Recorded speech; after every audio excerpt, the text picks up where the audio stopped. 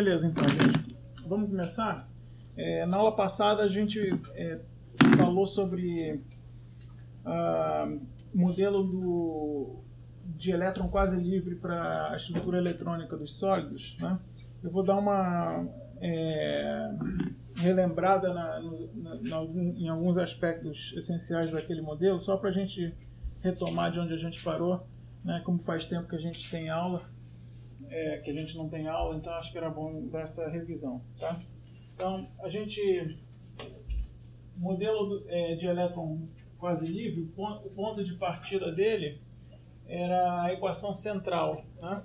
E o ponto de partida da equação central é a expansão em ondas planas da função de onda de um elétron no sólido.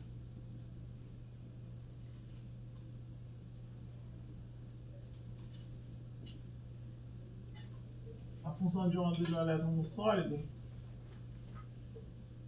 que obedece o teorema de Bohr, a gente falou que a gente podia expandir uma combinação linear de ondas planas com coeficientes C de K menos G a serem determinados e ondas planas é elevado a I K menos G escalar R. Tá? Então isso reduz a resolução da equação de Schrödinger no potencial periódico a você encontrar esses coeficientes, né? C de K menos G. E a gente encontrou a equação central, que é a equação a partir da qual a gente tenta obter esses coeficientes. Tá? Então, a equação central tinha essa cara aqui. Em termos de energia cinética.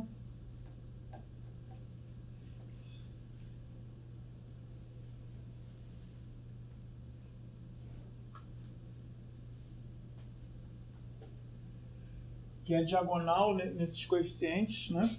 E um termo que acopla dois coeficientes G e G', que envolve a transformada de Fourier do potencial cristalino no vetor de onda G menos G'.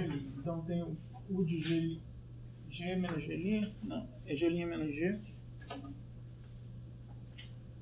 C K menos G', tudo isso é igual a zero. Tá? Então, essa é a equação central, né? E a partir dela a gente obteria, em princípio, esses coeficientes C de expansão da função de onda. Ok?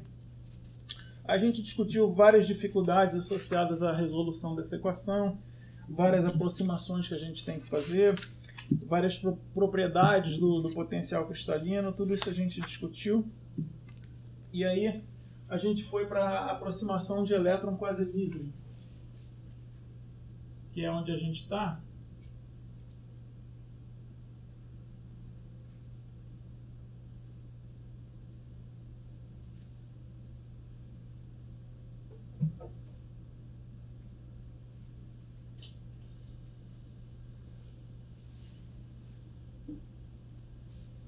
E o ponto inicial dessa aproximação de elétron quase livre, na verdade, é uma revisita, né? Revisitação à aproximação de elétron livre, mas dentro desse contexto da equação central. Tá? Então, o que a gente fez inicialmente foi pegar essa equação central, colocar U igual a zero, que é o potencial cristalino igual a zero, e ver o que isso nos daria em relação à aproximação de elétron livre, que a gente já tinha visto no início desse capítulo. Tá? Então, essa era a aproximação de rede vazia, se vocês lembram bem. A gente chamou de aproximação de rede vazia, é supor que U de G é igual a zero para todo G. Tá? E quando isso acontece, você tem essa equação se simplifica, ela só fica com o termo diagonal, esse termo aqui vai a zero, tá? E você fica com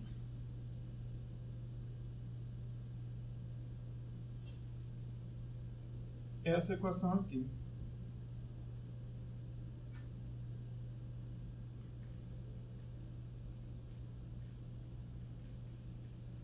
Ok? E a gente viu que as soluções dessa equação, assim como não poderia deixar de ser, né, eram ondas planas, tá? E foi, acho que mais ou menos aí que a gente parou, né? Então a gente chegou à conclusão de que as soluções, eu poderia agora voltar com o índice de banda CAPS e indicar, porque cada uma das bandas agora estaria associada a um vetor G dessa equação, tá? Então as funções de onda são ondas planas centradas em vetores Gn, com energias N de K igual a H cortado quadrado sobre 2m K menos Gn ao quadrado. Tá? Então a gente fez até um desenho dessas diferentes soluções que são essencialmente diferentes parábolas, né, centradas nesses vetores da rede recíproca Gn. Tá? Então, isso aqui é a minha energia em função de K. E aqui eu tenho K igual a zero, né? Aí um certo G1, vetor de onda G1, um certo vetor de onda G2. Para cá, menos G1, menos G2. E a partir de cada um desses pontos, vou melhorar aqui.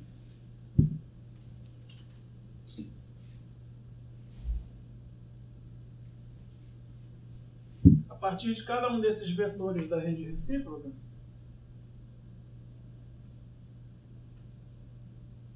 eu tenho uma parábola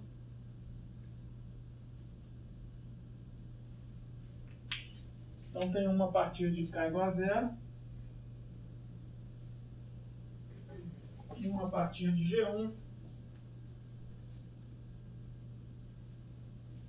uma a partir de G2,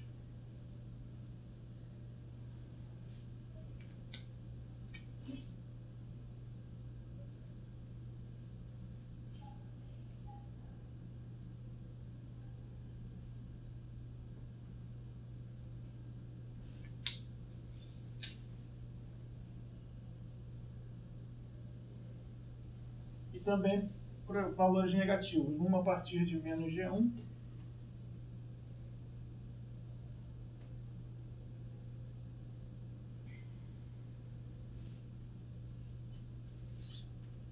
e outra a partir de menos G2.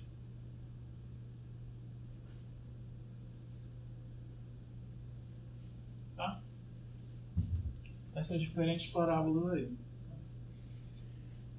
E a gente argumentou que a gente poderia se restringir à primeira zona de Brillouin. A primeira zona de Brillouin, nesse exemplo que é em uma dimensão, né, é essa região aqui, né, que está mais próxima da origem do que de qualquer outro ponto da rede recíproca. Tá?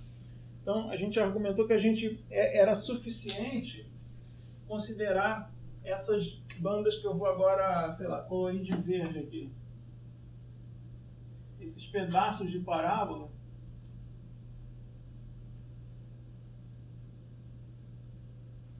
contém todas as informações sobre as energias que eu preciso, tá?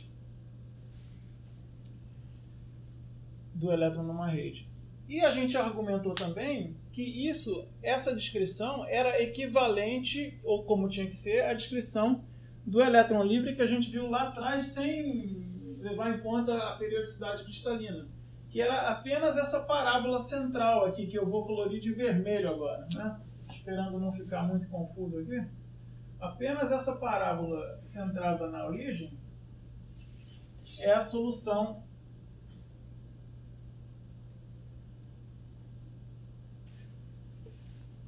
do elétron livre. Tá? E de alguma forma, essas soluções vermelha, essa única parábola central na origem, e essa verde, que são pedaços de parábolas que são rebatidos, né, que são dobrados aqui para dentro da primeira zona de Brillouin, seriam descrições equivalentes do mesmo problema. E todas as outras parábolas azuis, de alguma forma, são informação redundante, são informações que eu não preciso. Tá? Foi mais ou menos aí que a gente parou na aula passada. Alguma dúvida sobre a aula passada? Beleza. Então, o que eu queria retomar a partir desse ponto é fazer um exemplo ou uma ilustração desse fato que eu acabei de falar, de que essas duas descrições são equivalentes, tá? Para a gente entender isso de uma maneira mais clara. Tá? Então, eu vou pegar esse desenho, eu acho que vai estar um pouco confuso aqui, talvez, né? Não, professor. Oi. Os vetores GN, eles são os vetores da rede recíproca, Isso. certo? E os Ks, eles também estariam no mesmo espaço, Isso. só que teriam vários Ks em torno da primeira zona de Brillouin, que depende do número de células do cristal.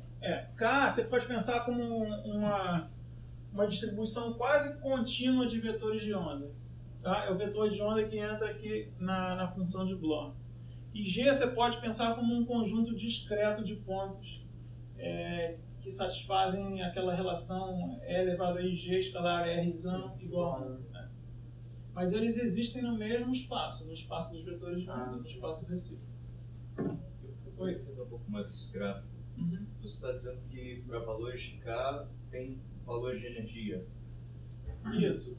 Para cada valor de K e N, né? Quer dizer, correspondendo a esses diferentes vetores da rede recíproca, eu tenho o valor da energia EN de K, que são as chamadas bandas de energia. Ah, sim, porque era a minha dúvida, porque se você tem um valor de K, você vai ter vários valores de energia, mas eles correspondem aos N. Exatamente, as diferentes bandas. Para um dado K, eu tenho várias soluções, né, que correspondem às diferentes bandas, que nessa aproximação de elétron livre, você está vendo como surgindo como se fossem parábolas centradas nos diferentes Gs, né, GNs. Então, nessa aproximação de elétron quase livre, ou elétron livre, é muito clara a identificação do índice de banda. Ela está diretamente associada ao vetor da rede recíproca GN, a partir do qual essa parábola está centrada. Tá? E tem essa simetria, né? O que essa simetria seria? Que simetria que você quer? Em relação ao eixo principal, por exemplo. Ah, tá. Você tem uma simetria de que E de K é igual a E de menos K. Isso sempre acontece. Tá? Tem a ver com a simetria de reversão temporal. Isso é um pouco além do que o nosso curso pretende falar, mas é uma outra coisa que se vê em teoria de grupos também. Tá? Você sempre vai ter essa simetria, E de K igual a E de menos K. Isso está surgindo nesse exemplo aqui. Tá?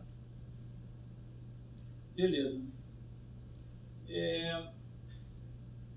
Deixa eu tentar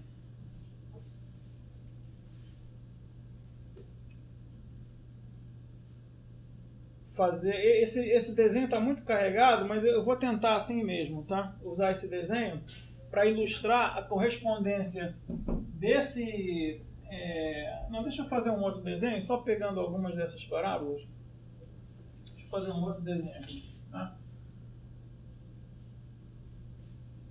Só vou pegar 3 dessas parábolas, uma centrada em 0, uma centrada em G1 e outra em menos G1. Tá?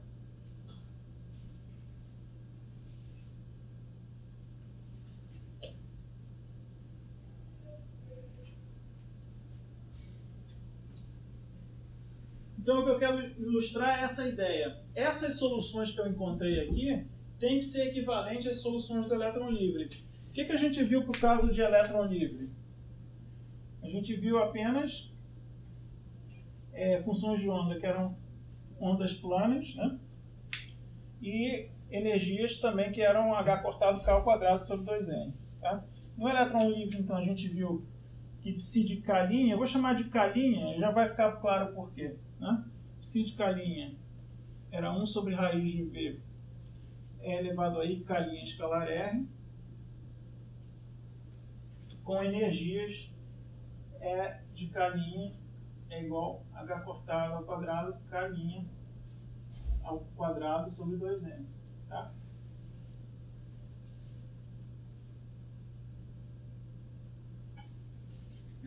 Então, lembra um pouco aquilo ali, mas tem uma forma um pouco diferente. Eu vou mostrar essa equivalência. Tá? Então, para mostrar essa equivalência, eu vou pegar um vetor de onda K' que está fora da primeira zona de Brillouin. Tá? Lembra? Aqui é a primeira zona de Brillouin. e eu vou pegar um certo vetor K' aqui, por exemplo. Tá? Tá fora da primeira zona de Brillouin. Então ele corresponde a uma energia de K'. Tá? Isso aqui é E, isso aqui é K.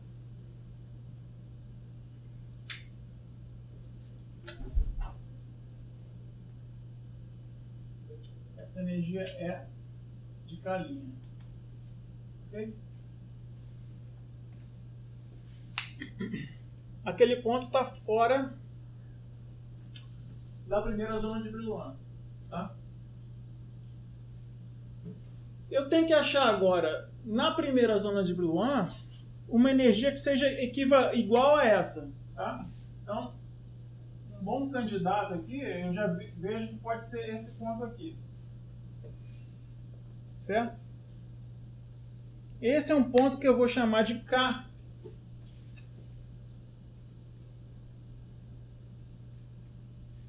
Dentro da primeira zona de Brillouin. Ok?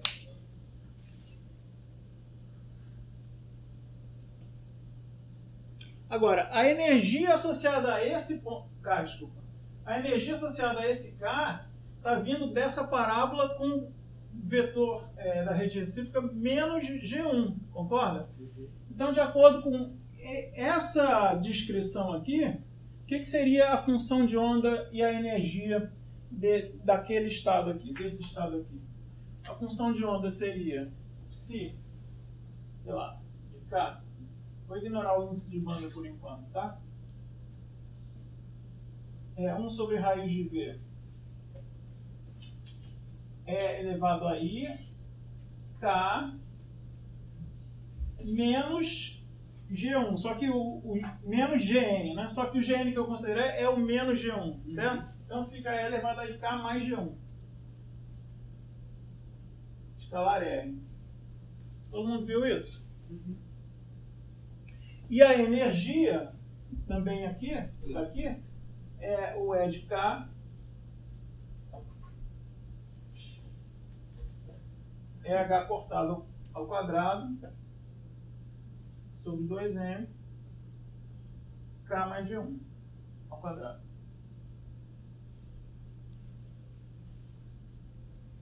Certo? Mas G1, repara, a relação entre K e K' é exatamente K' é igual a K mais G1. Esse vetor aqui, que vai daqui para cá, nada mais é do que o vetor G1. Dá para ver isso? Né? É esse vetor aqui que eu transladei para cá. Então, K mais G1 nada mais é do que K'. Então, aqui é K', aqui é K'. O que concorda com essa solução aqui. Tá? Só não enxerguei porque aquilo ali é o G1. Essa distância de K e K'.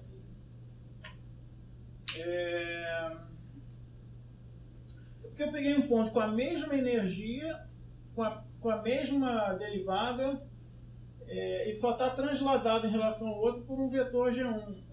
Bom, não sei se, realmente eu não demonstrei isso, né? Eu só coloquei aqui um desenho que eu achei que vocês iam aceitar, mas não tá óbvio, né? Ou não? Achei que estaria claro que essa distância no espaço da... Deixa eu pintar com outra cor. Esse vetor de onda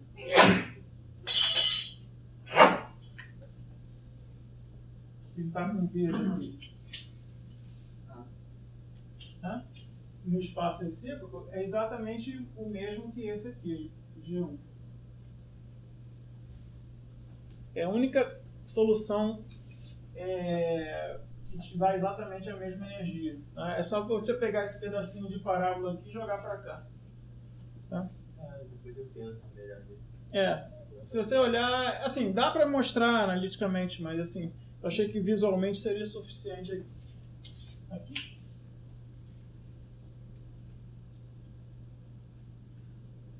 Mas essa relação seria dada, a princípio, a gente enxergar que caninha menos G1 dá K, ou alguma coisa ia ser dada no início.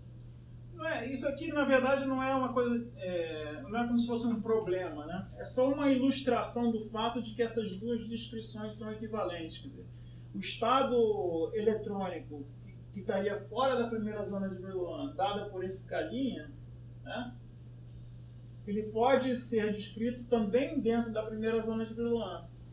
Eu vou ter o mesmo estado aqui com a mesma energia e com a mesma função de onda. Com uma simetria de translação também? Eu pego isso aqui, tudo que está do lado de fora, e jogo para dentro, né? Fazendo translações por G1, G2, G3. Para cada G eu vou ter pedaços de bandas aqui. Entendeu?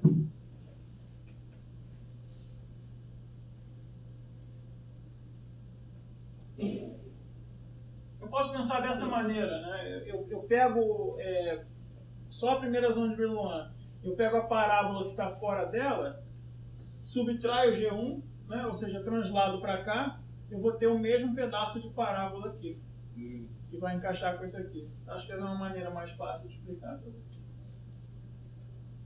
Então, que eu, assim, está um pouco confuso, mas a ideia aqui é mostrar que todas as soluções que eu tinha, funções de onda e energias, para o problema de elétron livre, que era essa única parábola, eu também vou ter as mesmas soluções, né, no problema da rede vazia, que são pedaços de parábola, mas todas elas contidas na primeira zona de Brillouin. A diferença é que aqui eu tinha uma banda, digamos assim, parabólica, e aqui eu tenho essas várias bandas para um dado K, eu tenho várias soluções que são as várias bandas, que são esses pedaços de parábola.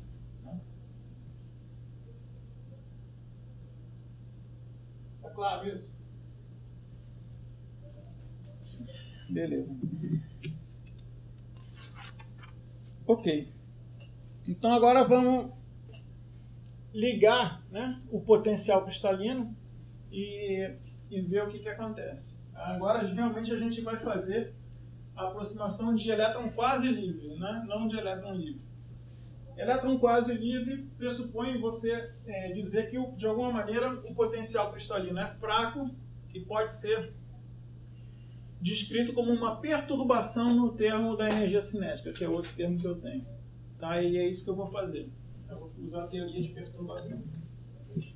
Antes de eu começar, vamos tentar justificar isso de alguma forma. Né? Mais uma vez, a gente já falou isso, mas alguns sistemas, principalmente metais, né, metais alcalinos, podem ser com alguma boa vontade descritos dentro dessa aproximação de elétron quase livre. A gente vai falar um pouco mais disso. Né?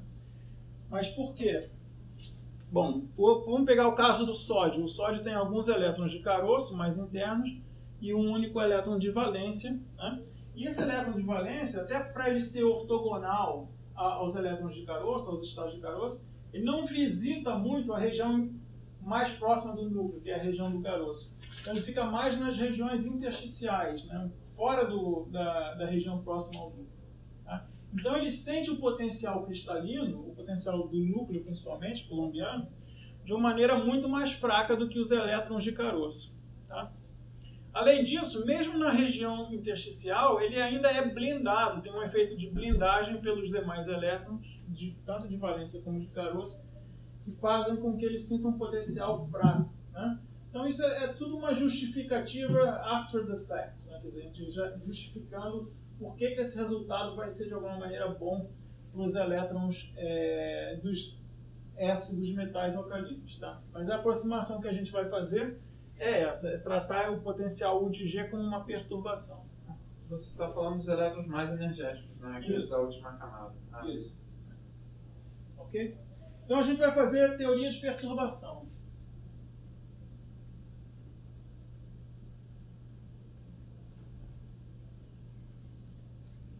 Algo que vocês devem ter visto aí em mecânica quântica 2, né?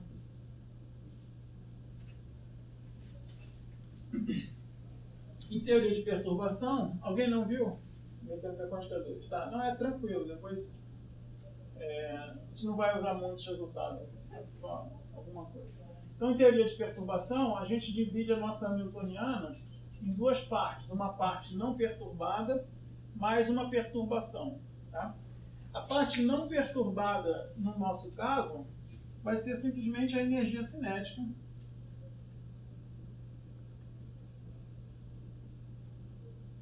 E a parte que a gente vai tratar em perturbação é o potencial cristalino.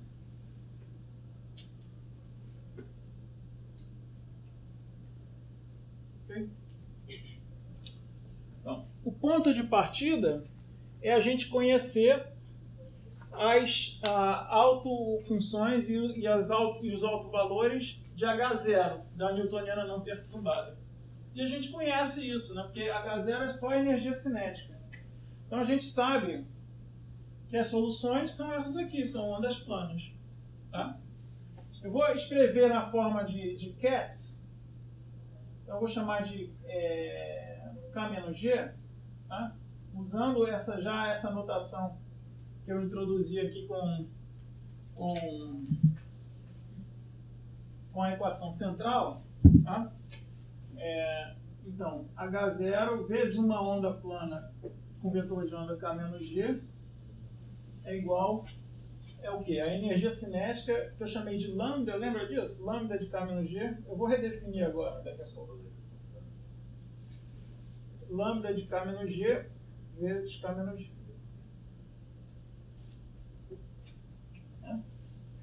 Onde lambda de K-Z nada mais é do que o termo da energia cinética.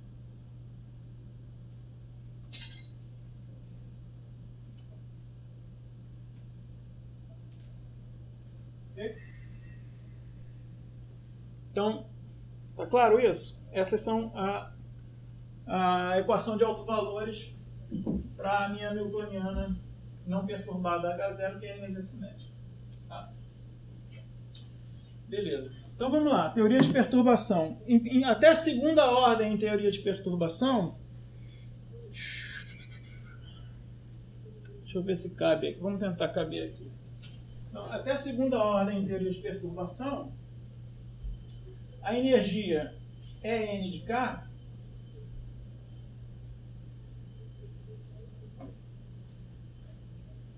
vai ser a energia não perturbada, né? Lambda de K-G, mais um termo que é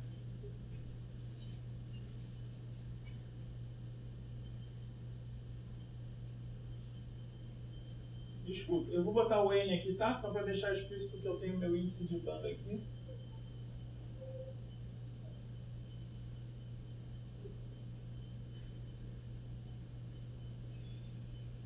Mas a correção de primeira ordem.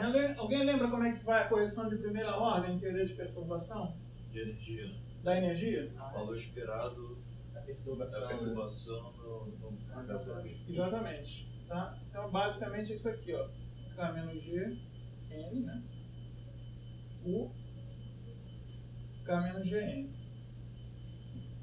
Então, essa é a correção em primeira ordem na energia. Tá? U é a perturbação e K-Gn são os Brasicats que são esses aqui, né? Autofunções, autoestados da newtoniana não perturbada.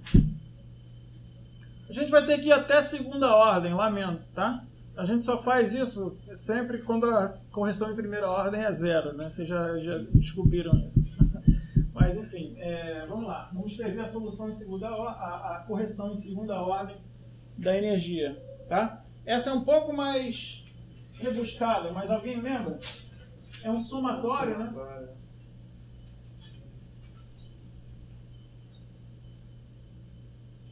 Nos autoestados J diferente de N. E aqui vai... Eu vou escrever, tá? Para vocês vão lembrar depois. K menos... Tanto faz, mas é Gn na frente. U K menos GJ módulo quadrado e tem um denominador de energia, lembra? É N menos EJ. Exatamente. Então, o EN eu estou chamando a energia não perturbada, que é o lambda K menos GN. Então, aqui vai lambda K menos GN menos lambda K menos GJ. Tá?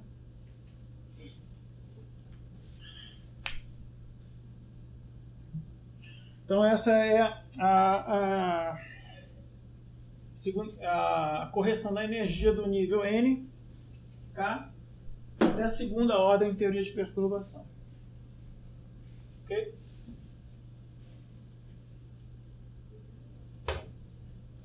Então vamos lá. Então vamos calcular o termo de primeira ordem primeiro.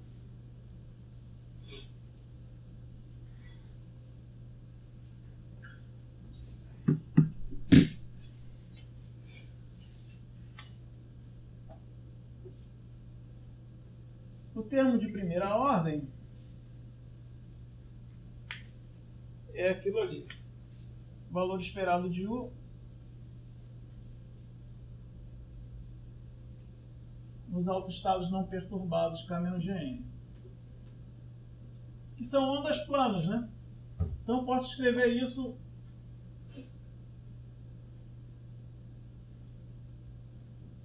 com uma integral dentro de uma célula unitária de E elevado a menos I K menos GN, escalar R, U de R, o meu potencial cristalino, E elevado a I K menos GN, escalar R.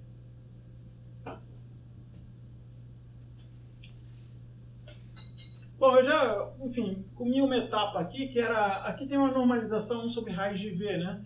Aqui ficaria V, mas ficaria uma integral no volume do espaço todo. Mas como são funções periódicas dentro de uma célula unitária, é idêntico a eu integrar no volume de uma célula unitária e normalizar pelo volume da célula unitária, dá no mesmo, tá bom? Mas isso aqui se cancela, né?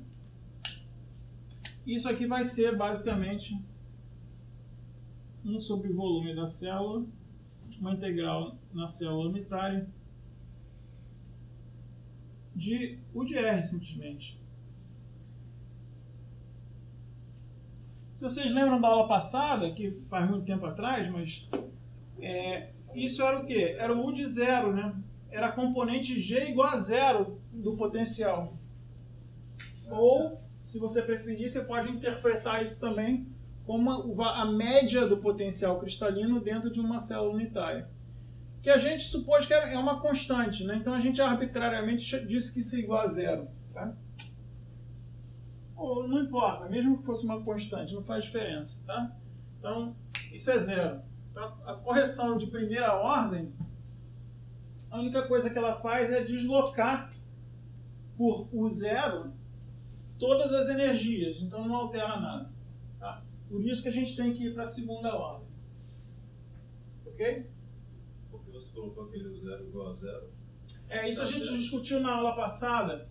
É uma convenção, né, como é um valor constante na energia, eu posso supor que a minha origem das energias é o zero, ou equivalentemente chamar de U zero igual a zero. Tá?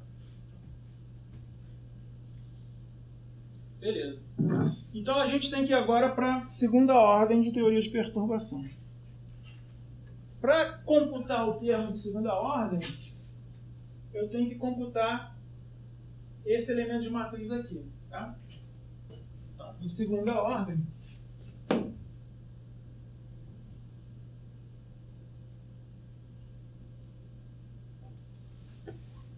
eu tenho que calcular K menos GN, sanduíche de U, entre K menos GN e K menos GJ, onde N e J são diferentes.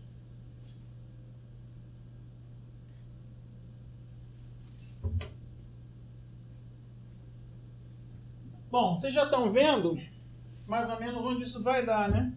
Isso é 1 sobre o volume da célula unitária, a integral numa célula unitária. O E elevado a IK escalar R vai cancelar com E elevado a menos IK escalar R. Mas a diferença do GJ e do GN vai ficar lá, né? Então aqui vai ficar o de R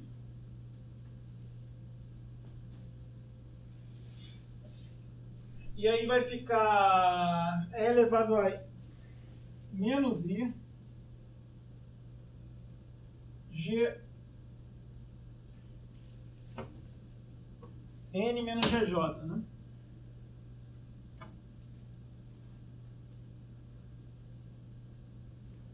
Ao contrário, J menos GN. Escalar R.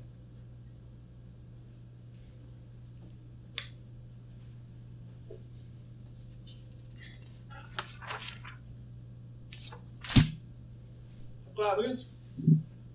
O que é isso aqui? Só uma transformada de Fourier Exatamente. Então, transformar de Fourier do quê? do R. Do U de R, né? Vira U de GJ menos GN. Exatamente. Tá? Então, isso é a componente de Fourier GJ menos GN do potencial cristalino. Tá? Então, isso nada mais é do que o meu U de GJ menos GN. Tá? Tá? Só relembrando a vocês que na aula passada a gente usou a transformada de Fourier do potencial exatamente com esse sinal menos. Por isso que eu botei esse sinal menos aqui, para aqui já ficar o vetor de onda que eu quero, GJ menos GN. Tá? Então isso é a componente de Fourier do potencial cristalino associado ao vetor de onda GJ menos GN.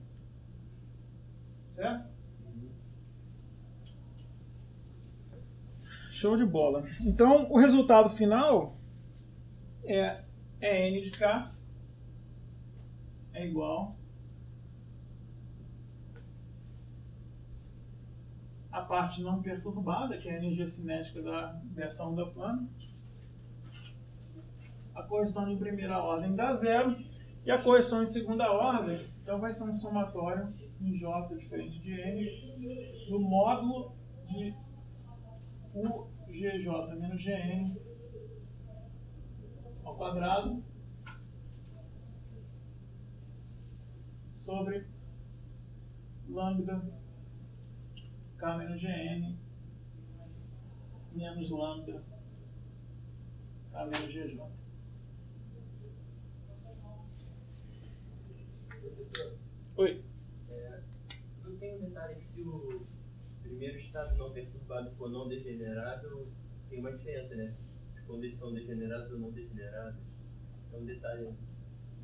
Você pode fazer teoria de perturbação degenerada e teoria de perturbação não degenerada. Tá? Aqui eu estou fazendo teoria de perturbação não degenerada, mas de fato vai ter uma sutileza aqui quando os dois estados tiverem a mesma energia. Tá? Eu vou jogar isso para baixo do tapete por enquanto e eu vou considerar que eu estou fazendo teoria de perturbação não exatamente quando os dois tiverem a mesma energia, mas quando eles tiverem energias muito próximas. Tá? E a gente vai ver que isso vai ser suficiente. Eu poderia considerar o caso especial de que as duas ondas planas são degeneradas, como acontece exatamente nesse ponto aqui, por exemplo. Tá? Mas isso eu iria obter o mesmo resultado que eu vou obter se eu considerar apenas que eles estão próximos, têm energias próximas, mas não exatamente degeneradas. Tá? Então, não é um exercício relevante. Vamos considerar teoria de perturbação não degenerada, que é mais simples e que é o suficiente para a gente resolver esse problema. Tá? Mas a sua observação é correta.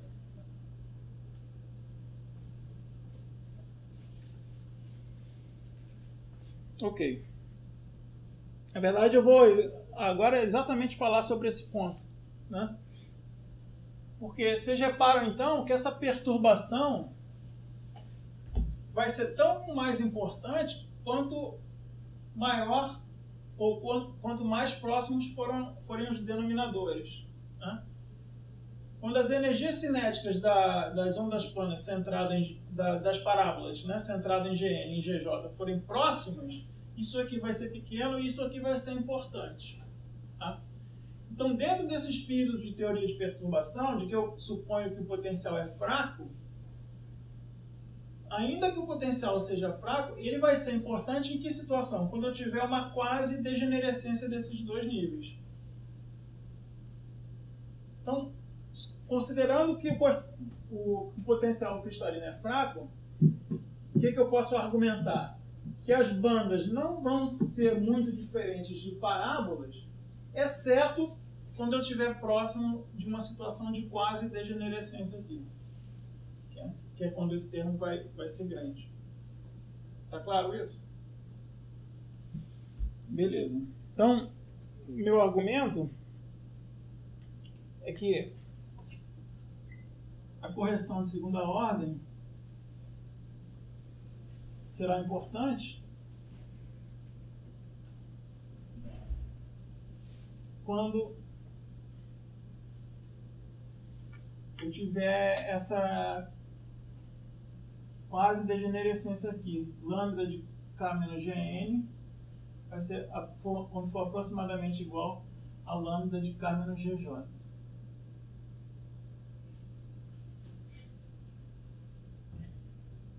Certo? Fora dessa região, as soluções não vão diferir muito das soluções que eu já tinha obtido para o caso de potencial igual a zero, para a rede vazia. Mas a gente vai ter que lidar com essa situação, do que acontece quando eu tiver essa quase degenerescência aqui. Tá ok? Bom, vamos primeiro entender do ponto de vista geométrico o que significa essa quase degenerescência. Tá? Isso aqui vai acontecer nos chamados planos de Bragg.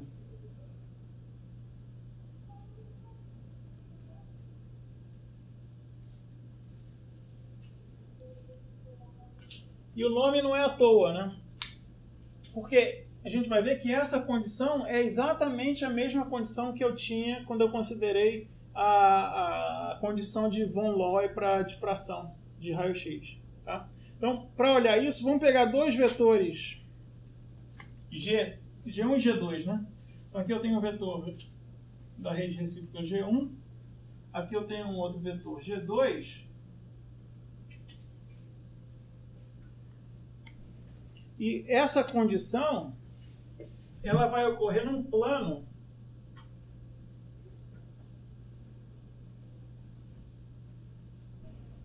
de pontos K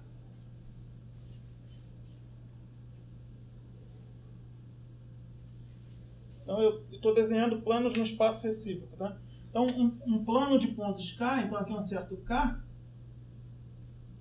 que são equidistantes de G1 e G2. Aqui é um vetor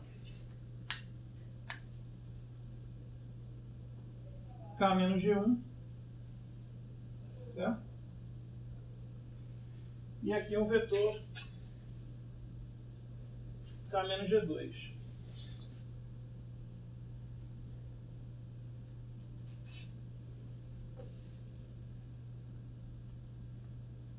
E aqui é G2 menos G1.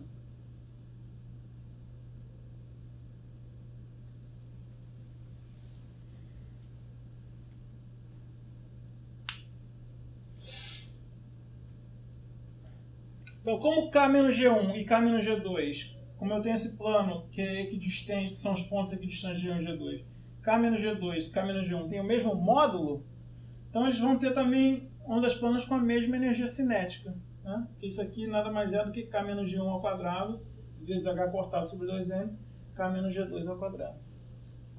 Então a condição geométrica para que esse termo, né, o potencial cristalino, seja importante, é dada por esses planos, né? Esses planos que separam, dividem ao meio, né? O vetor G2 menos G1. São planos equidistantes de dois vetores G2 menos G1 quaisquer. Tá? Eles são chamados de plano de Bragg porque É exatamente a mesma condição que a gente viu para o caso de difração. Tá? Então eu vou agora buscar entender melhor. Na verdade, eu vou buscar uma solução analítica para isso aqui na vizinhança de um plano de Bragg qualquer. Porque eu sei que longe do plano de Bragg, as soluções devem ser muito próximas daquelas do elétron livre. Tá claro isso? Alguma dúvida? Então as soluções mais distantes do elétron livre estão no plano de Bragg.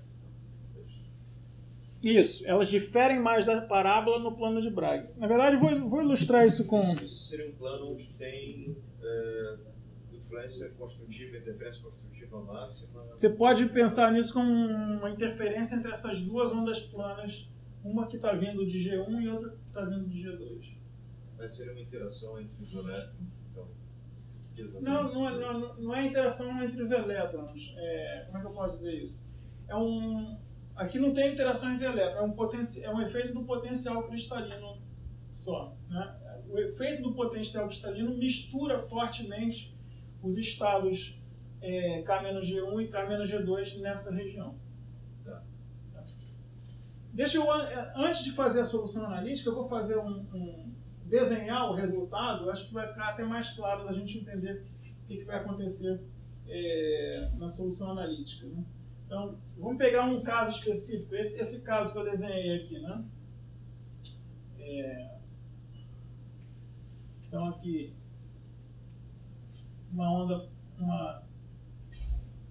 uma parábola centrada em G1, outra centrada em G2. Aqui o meu plano de Bragg está equidistante entre os dois, né?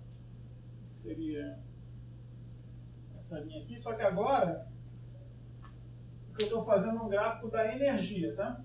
A energia como função de K.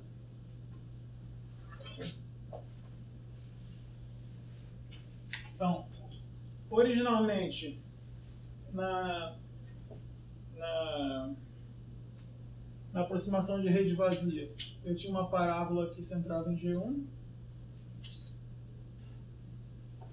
e outra parábola aqui centrada em G2.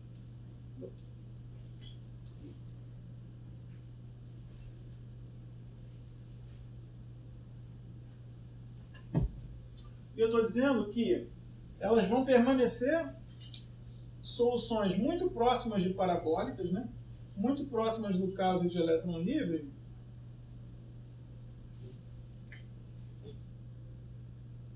A maior parte dos vetores de onda K, mas quando eu chegar próximo dessa região vermelha do plano de Bragg, alguém já viu isso em algum lugar ou coisa parecida, pode antever como é que vai ser a solução. Alguém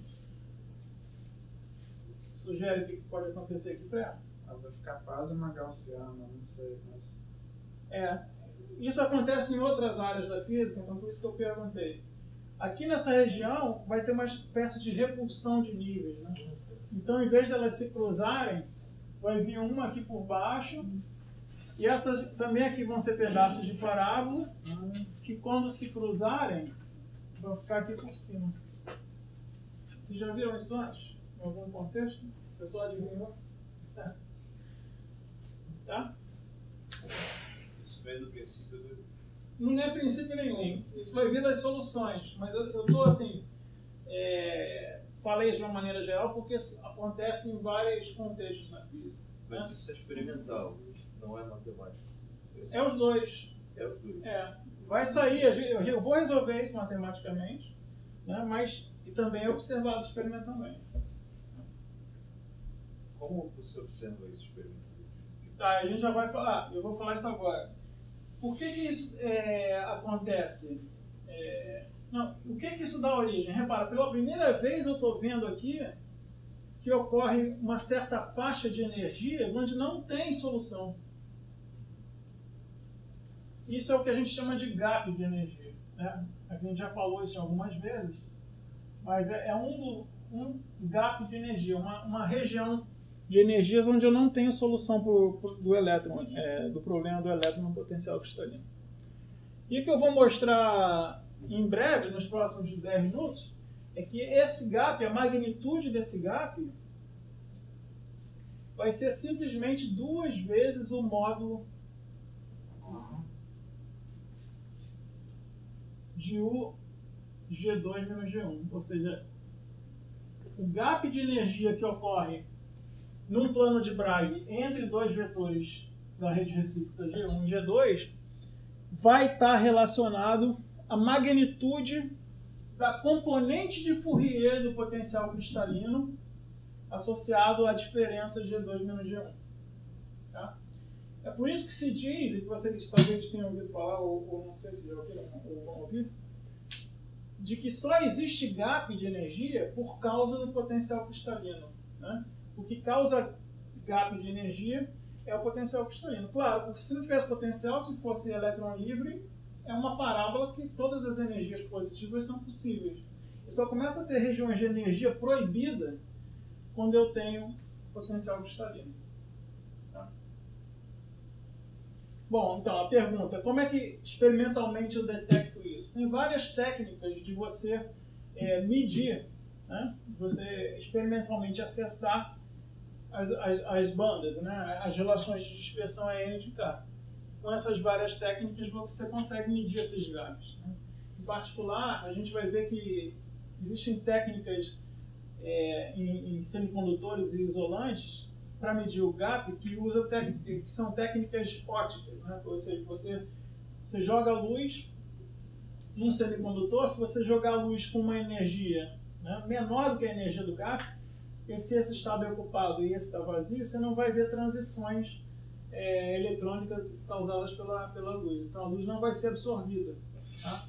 Então o gap de energia num semicondutor é uma quantidade muito importante. Eu só vou ter absorção de luz se eu tiver fótons com energia maior do que a energia do gap. Então, essa é uma das maneiras experimentais de você detectar a energia do gap. Então isso aqui eu já dei o resultado aqui basicamente, mas eu vou fazer essa conta aqui, ok? Analiticamente. Então o que eu vou fazer agora é isso, a solução analítica na vizinhança do plano de Bragg.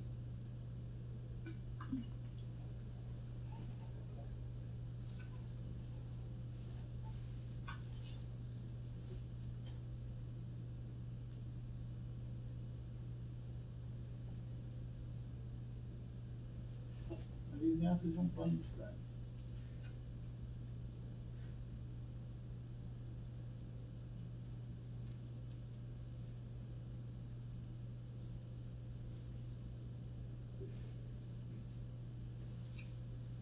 Solução analítica do quê? Da equação central. Tá?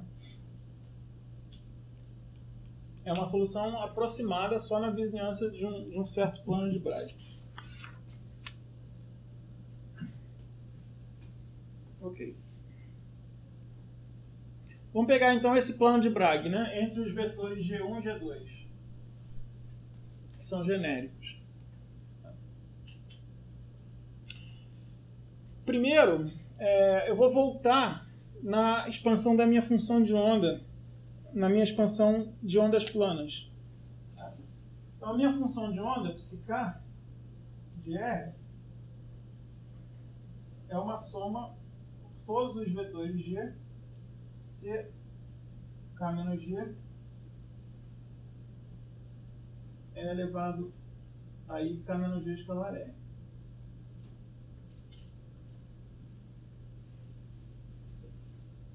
Essa é a solução geral.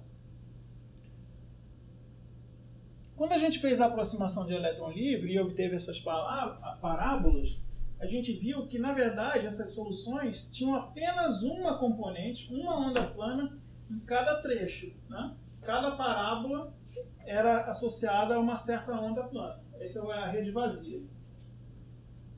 Agora, perto do plano de Bragg, a gente já viu que a gente vai misturar. De alguma forma, a gente vai precisar misturar as duas ondas planas, que são uma que nasce em G1 e a outra que nasce em G2 e que interferem aqui. Tá? Então, eu queria ver se vocês engoliam meu ansatz para a função de onda na vizinhança do plano de Bragg. Aqui onde as duas interferem, quer dizer, aqui perto de G1, a onda plana predominante é elevada a IK menos G1. Aqui perto de G2 é elevada a IK menos G2. Aqui nessa região, né, onde tem essa interação, eu vou propor uma função de onda que vai ser aproximadamente igual a uma combinação linear de G2 e G1. Então vai ter um C de K, né? Então vai ser aproximadamente igual naquela região. C de K menos G1 é elevado a I K menos G1 escalar R, mais C de K menos G2 é elevado a I K menos G2 escalar R. Ou seja, mais uma vez, eu não vou precisar dessa solução completa com todas as ondas planas. Por quê? Porque eu sei que quando o potencial cristalino é fraco, perto de G1 só vai ter uma onda plana K-G1, perto de G2 só vai ter K-G2, e na vizinhança do plano de Bragg, que é a região equidistante, mais ou menos equidistante entre G1 e G2, é razoável fazer essa combinação linear, só de G1 e G2. E esquecer as outras todas, G3, G4, todos os outros. Tá? Como eu falei, eu esperava que vocês aceitassem essa proposta sem muita reclamação. Mas tem uma justificativa para ela, né?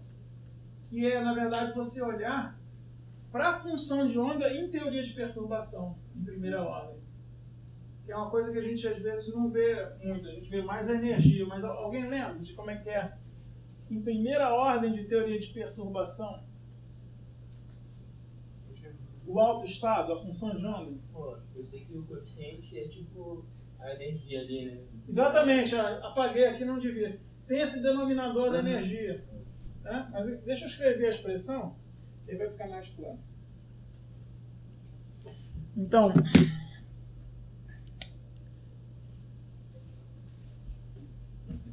em primeira ordem de teoria de perturbação, a função de onda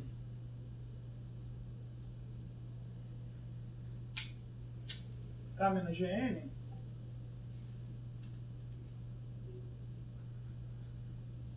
é o termo K menos Gn em ordem zero, né?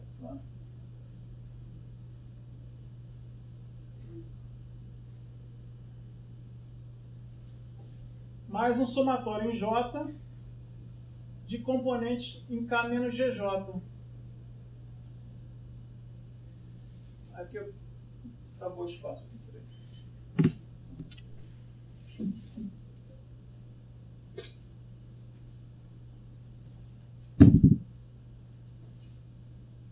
Mais somatório em J diferente de N. O K menos GJ não perturbado. E aqui tem o mesmo denominador de energia, lambda de K menos Gn menos lambda de K menos GJ. E aqui tem esse elemento de matriz que acho que é K menos GJ não perturbado, U K menos Gn.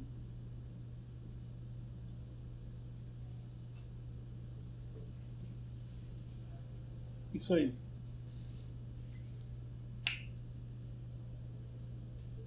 Ou seja, não precisa copiar isso não, tá?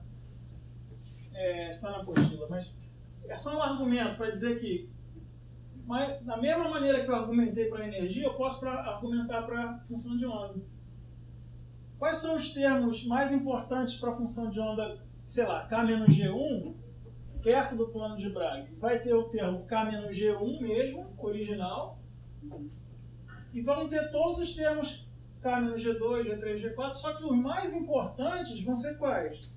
Vão ser esses onde tiver uma quase degenerescência dos estados não perturbados, que no caso é G2, porque eu estou levando em conta o plano de Bragg entre G1 e G2, né?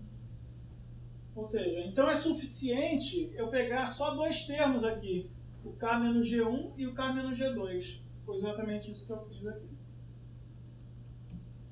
Tá?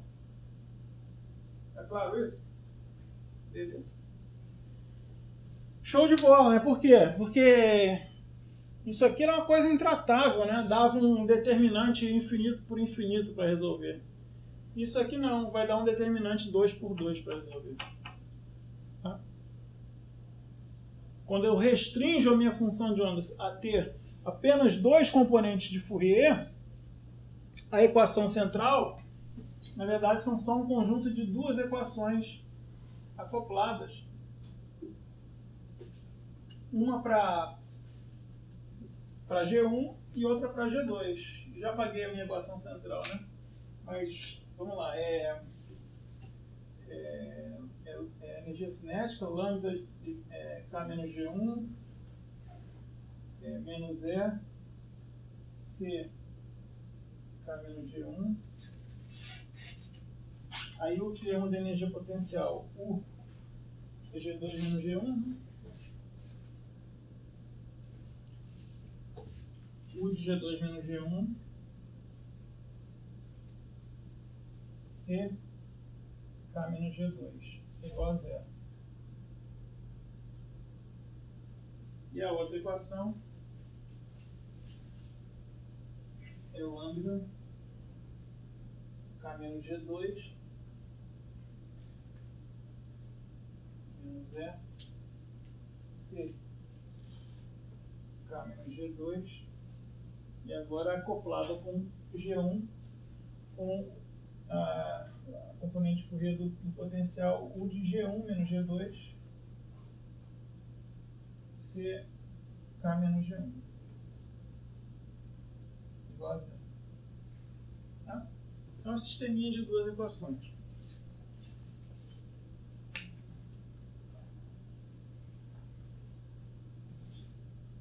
Que a gente vai ter solução se o determinante for igual a zero. Aí eu vou deixar essa conta para vocês verificarem, tá? É só álgebra, então não tem muito mistério.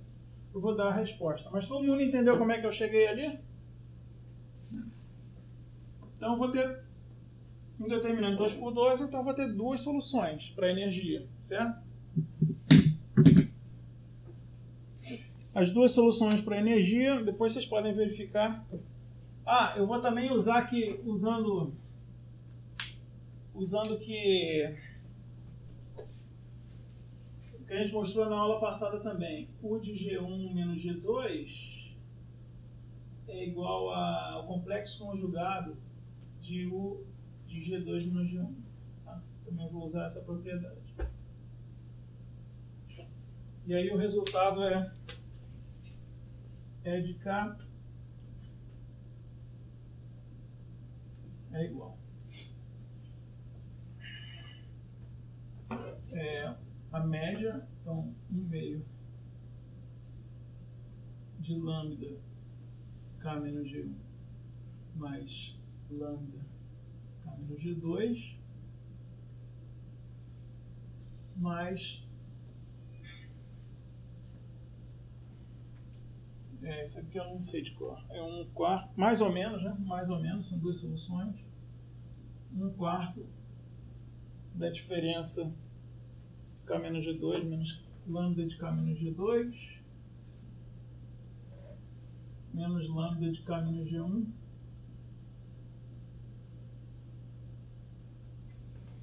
mais o potencial ao quadrado por módulo de G2 menos G1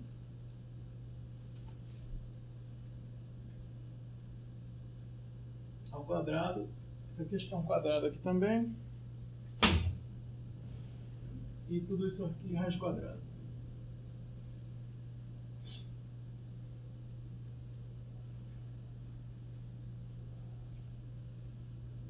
Tá, essa é a solução completa. Tá?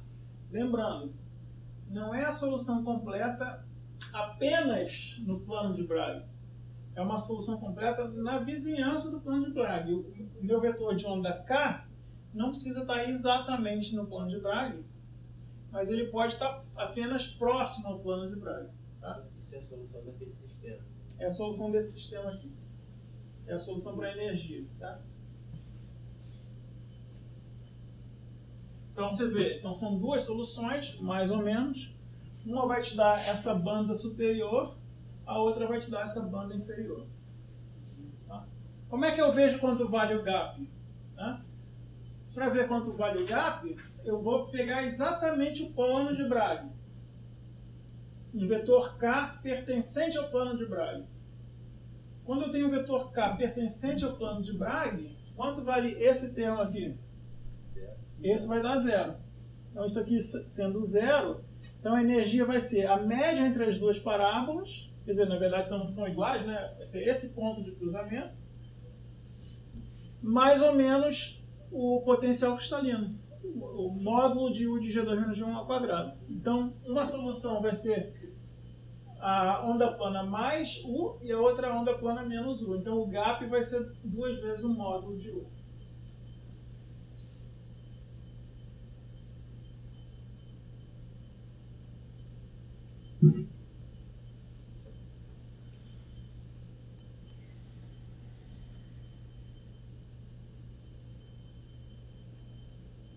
Tá claro aí, gente?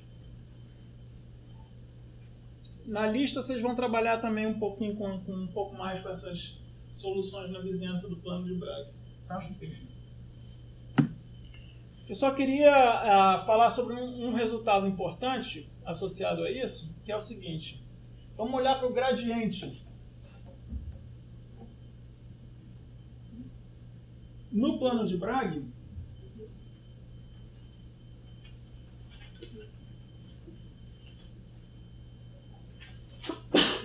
Bragg, quanto vai ser minha energia? Vai ser... esse termo é nulo, né? Então vai ter só esse termo e esse aqui. Tá? Esse aqui vai ser zero. Eu vou olhar para o gradiente da energia no plano de Bragg. Gradiente K de N de K. Ou de E de K.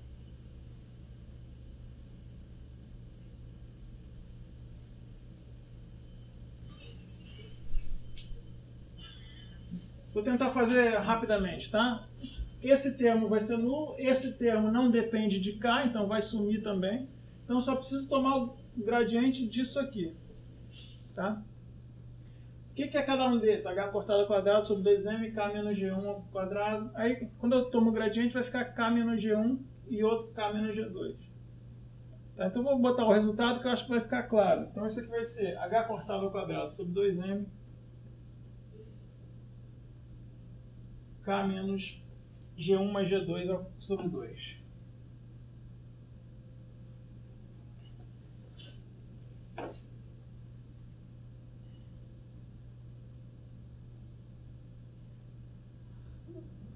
Isso é o gap? Não, isso é o gradiente da energia da superfície de energia dos elétrons E de K, né?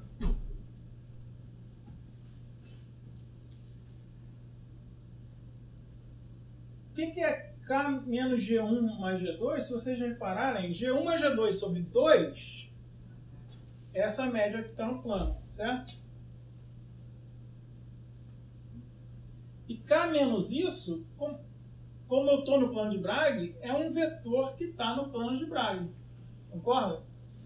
Então eu estou dizendo que o gradiente dessa energia, da banda, né, que é uma função E de K, é uma função em 3 dimensões. Então uma função que tem um gradiente. Então isso aqui está contido. É um vetor que está contido no plano de Bragg.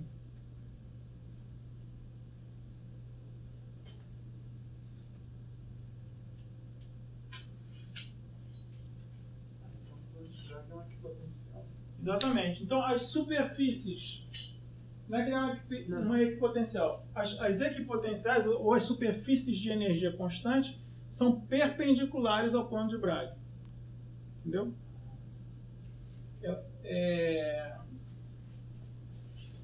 O que quer dizer isso? As superfícies de energia constante, porque o gradiente está contido ali. A energia pode variar no plano de Bragg, né, mas como o gradiente está contido no plano, as superfícies de n de k constante são perpendiculares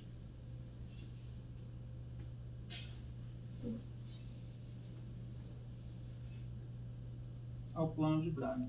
Tá, isso é um pouco difícil de visualizar em 3 dimensões, né? Vocês vão trabalhar um pouco isso na lista, tá? Mas nesse exemplo que eu dei em uma dimensão, isso significa dizer que essa derivada aqui é zero, tá? Então a derivada perpendicular ao plano da energia é zero. Mas a coisa fica mais interessante e mais complicada em 3 dimensões, tá? Mas é um resultado que a gente vai usar daqui a pouco, por isso eu quis falar sobre ele. Tá ok? Contido no plano de Bragg.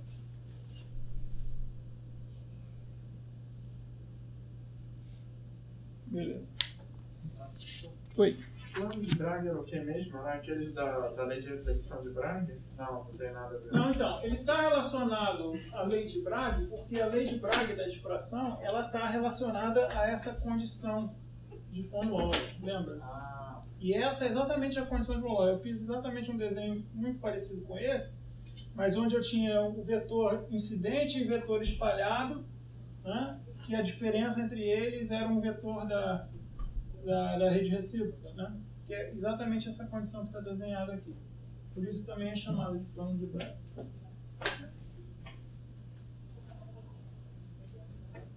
Mas não confunda com os planos cristalinos, eu acho que talvez essa é a sua dúvida, né? Isso não são planos no espaço real, mas são planos no espaço recíproco. São planos no espaço dos vetores de onda.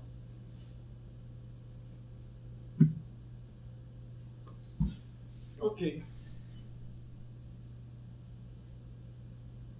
Tá, então a gente fez aqui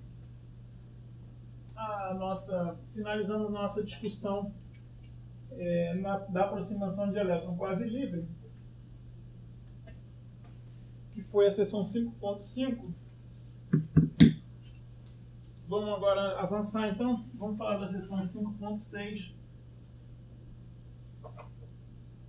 que são zonas de Brillouin.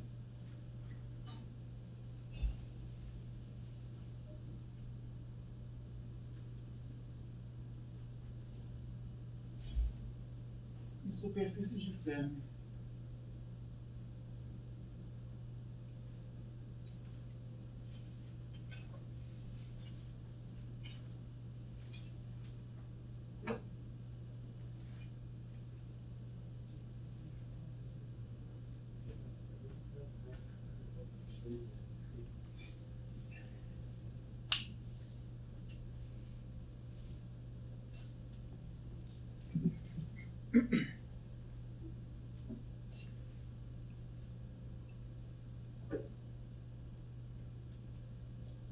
A gente já falou da primeira zona de Brillouin algumas vezes, né, que é o conjunto de pontos K mais próximos da origem, né, do ponto K igual a zero, né, do que de qualquer outro ponto, de qualquer outro vetor da rede recíproca. Mas o simples fato de eu falar a primeira zona de Brillouin já sugere que existem outras, né, segunda, terceira, né, é disso que a gente vai falar aqui. Mas antes disso eu vou falar de um assunto relacionado a esse, que são diferentes esquemas de visualização das bandas, das energias do elétron. Tá? A gente já falou isso um pouco também no início da aula de hoje, mas por caso do elétron livre, das parábolas. Eu só vou fazer uns desenhos aqui para eu ilustrar para vocês como isso se modifica quando eu levo em conta os gaps, né, que se abrem nos planos de Bragg. Ok? Então, isso é esquemas de visualização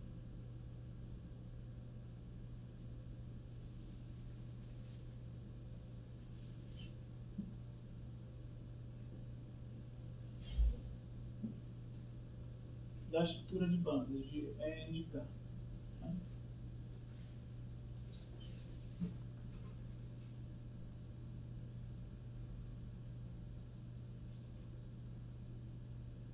Tá, vou tentar fazer um desenho aqui que não seja muito confuso. As figuras estão melhores na apostila, tá? Mas eu vou me arriscar aqui, tentar desenhar para vocês.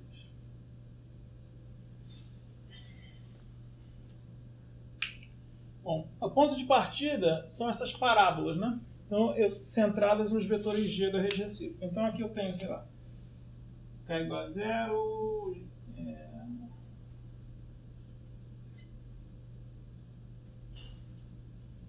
G1,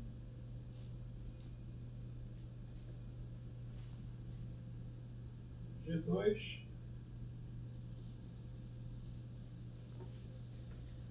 menos G1, menos G2. E eu vou desenhar em verde essas várias parábolas, mas antes aqui eu já vou botar uma linha tracejada delimitando a primeira zona de Brillouin. Vou botar outras linhas tracejadas aqui para me ajudar.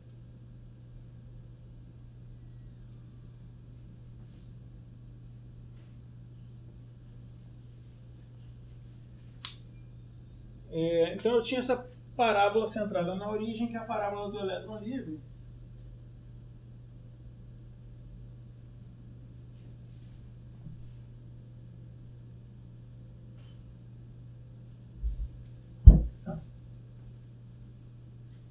E eu tenho parábolas de elétron livre centradas em cada um dos vetores G.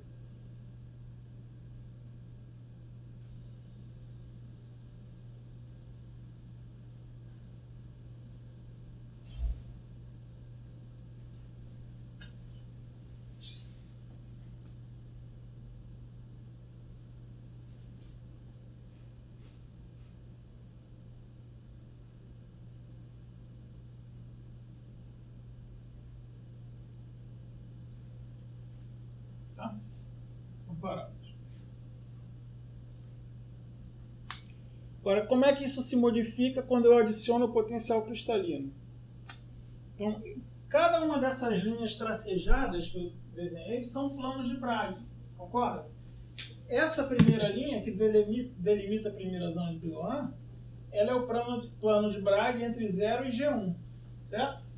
Mas essa outra linha que eu desenhei tracejada em vermelho é o plano de Bragg entre o quê? Entre 0 e G2, certo?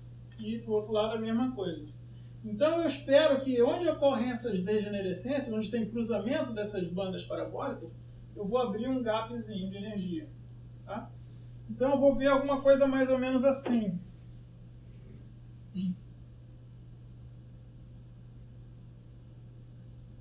Aqui tem um gap. Vou desenhar primeiro para a parábola central. Tá? Aqui tem outro gap, aqui tem outro. Assim por diante.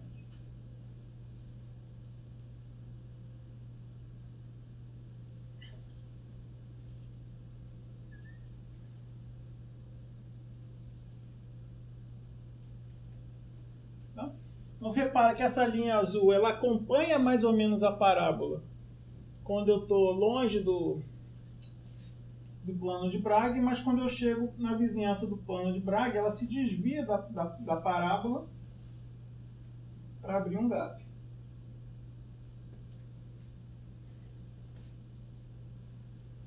Ok? Então essas são as soluções para a energia do elétron nesse esquema de uma única parábola, só que perturbada, distorcida pelo potencial cristalino. Tá? Esse esquema não é o que a gente usa habitualmente, não é o que restringe minhas soluções para a primeira zona de Brillouin. Ele é o que estende as minhas soluções para fora da primeira zona de Brillouin. Então o que eu desenhei com a linha azul é o chamado esquema de zona estendida.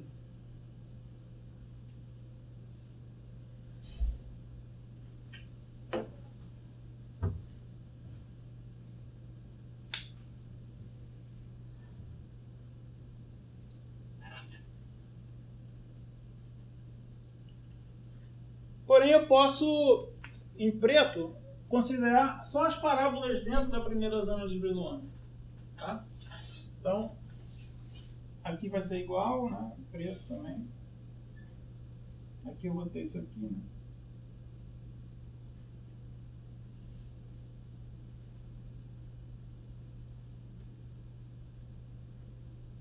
Os gaps vão abrindo aqui.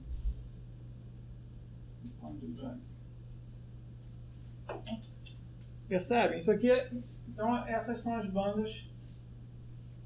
Se eu olho apenas os vetores de onda K dentro da primeira zona de Brillouin.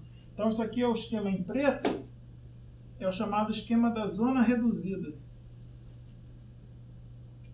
onde eu reduzo toda a minha informação para a primeira zona de Brillouin.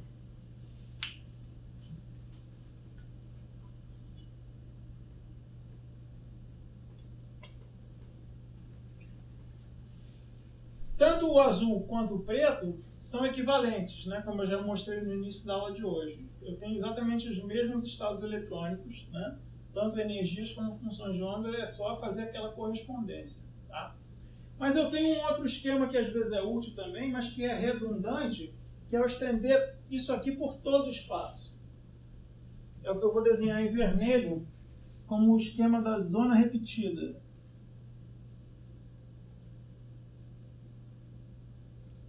Ele é redundante, mas ele é útil em algumas situações. Para a gente, no próximo capítulo, quando a gente for descrever a dinâmica dos elétrons, vai ser útil também. Tá? Então ele significa agora usar todas as parábolas, ou as distorções de parábolas. Né? Eu vou tentar fazer isso em vermelho, vai ficar um pouco confuso, mas é tudo isso que você está vendo em preto e azul, e mais isso aqui.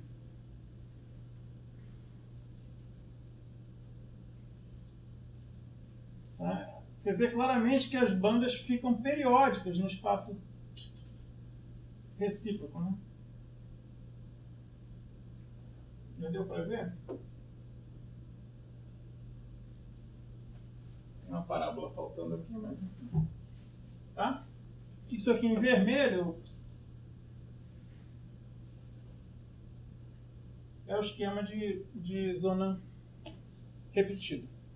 Tá ok? Então são esquemas distintos de visualização da estrutura de bandas.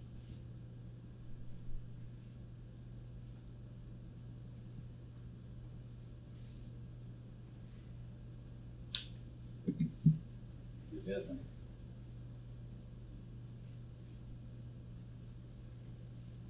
Tá claro isso? Ok. Então agora vamos falar das zonas de Brillouin.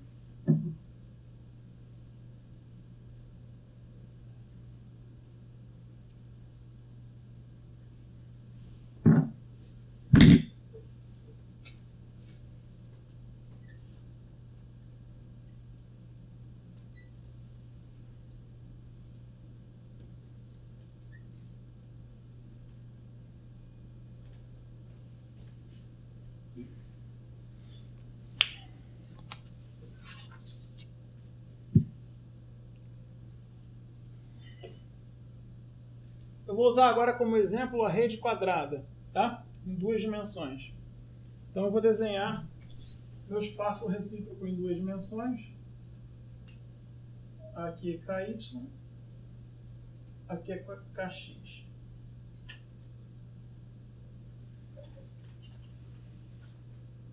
E eu vou desenhar meus vetores da rede recíproca, que formam também uma rede quadrada.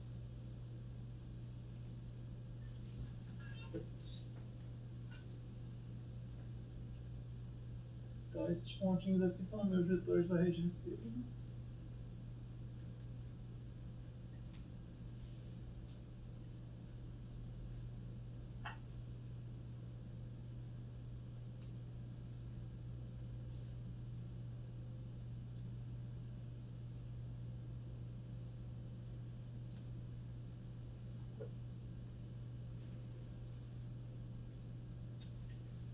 Okay?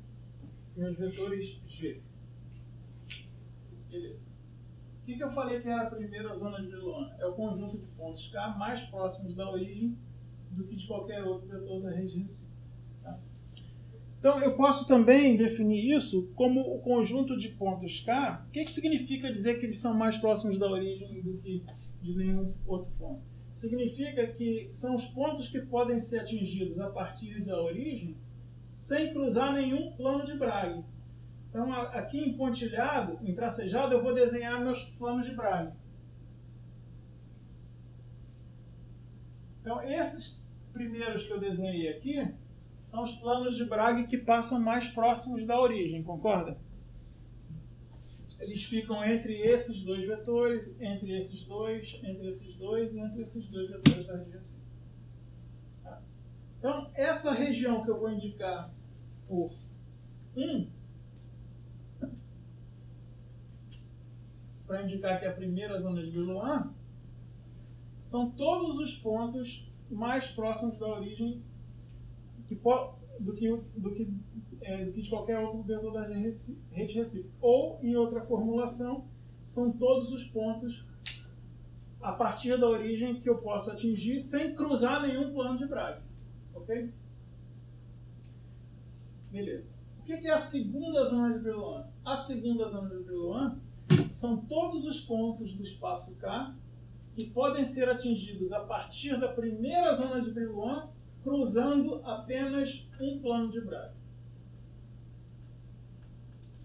O que é a terceira zona de Brillouin? A terceira zona de Brillouin são todos os pontos que podem ser atingidos a partir da segunda zona de Brillouin cruzando apenas um plano de Bragg e que não seja voltar para a primeira zona de Brillouin.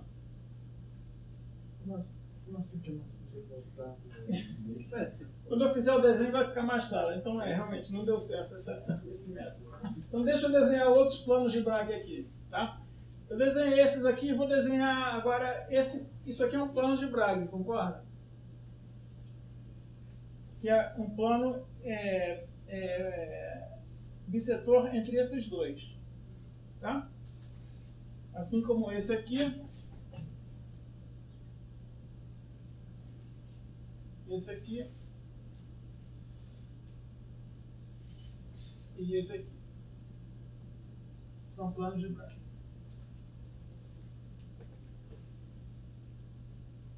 Vou desenhar mais. Aqui também é um plano de Bragg, certo? Entre a origem e esse cara aqui. Da mesma maneira, eu tenho esse plano de Bragg. Esse. E esse. Acho que já é suficiente. Beleza. Então eu estou ali na primeira zona de Brillouin, que é aquela região que eu marquei com 1. Quais são o conjunto de pontos K que podem ser atingidos a partir da primeira zona de Brillouin e cruzando apenas um plano de Bragg? Aqueles no losango. São esses triângulos aqui, concorda? Essa é a segunda zona de Brillouin.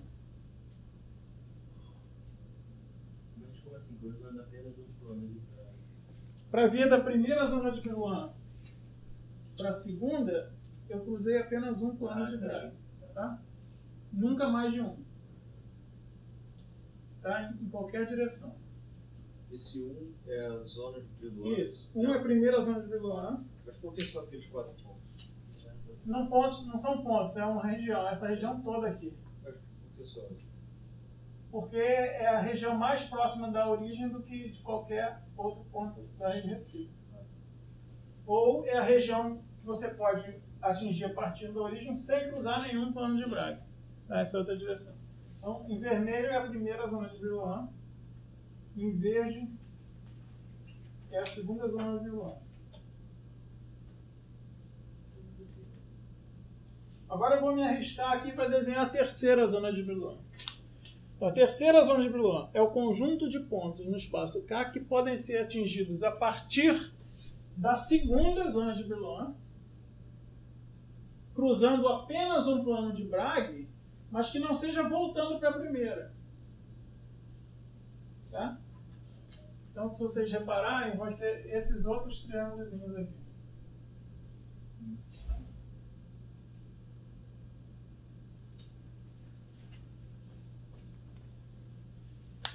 todas as zonas têm a mesma área? Bem observado, é o que eu ia falar agora. Em 3 dimensões, esse resultado também é importante. Todas as zonas de Brillouin têm o mesmo volume, ou em 2 dimensões a mesma área. Tá? A soma das áreas desses triângulos todos aqui da segunda dá exatamente a área do quadrado central ali.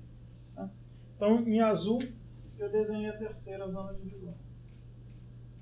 Cada zona contém um ponto também. No sentido de cada ponto consumir com uma fraçãozinha deles. Vai ser verdade isso também.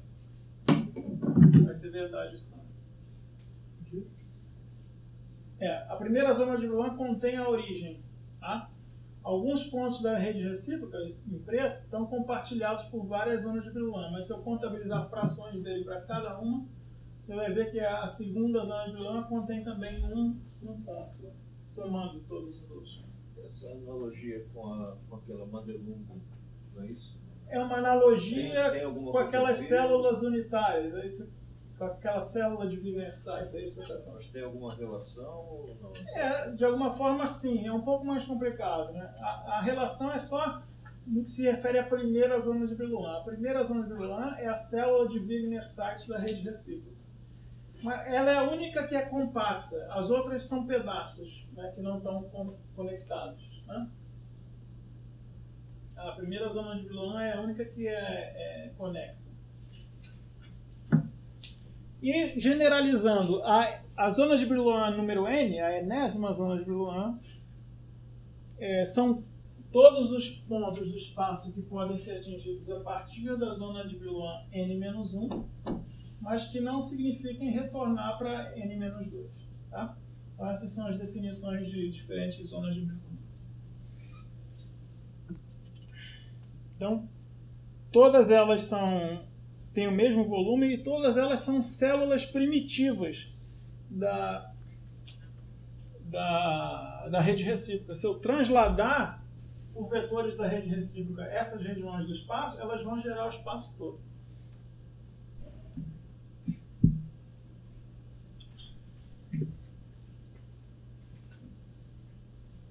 Tá, eu acho que eu vou encerrar aqui a aula.